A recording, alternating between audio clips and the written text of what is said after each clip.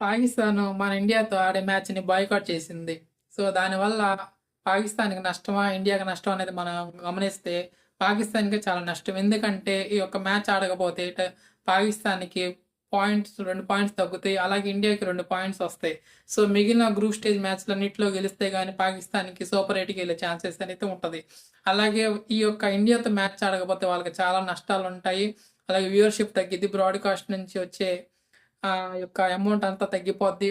అలాగే ఐసీసీకి ఇంతవరకు ఇన్ఫార్మ్ చేయకుండా వాళ్ళ గవర్నమెంట్ నిర్ణయాన్ని వాళ్ళు ఇప్పటికి బయట సోషల్ మీడియాలో ప్రచారం చేస్తున్నారు. సో, ఐసీసీకి ఇన్ఫార్మ్ అయితే చేయలేదు ఇంతవరకి.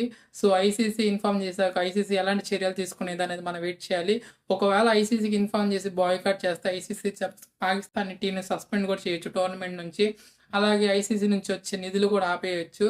సో, ఈ నిర్ణయం వల్ల పాకిస్తాన్‌కి మేలు జరుగుతుందా లేదా అనేది మనం చూడొచ్చు. అలాగే పాకిస్తాన్ ఈ యొక్క నిర్ణయాన్ని మళ్ళీ వెనక్కి తీసుకుంటుందనేది గూడా అందరూ అంటున్నారు.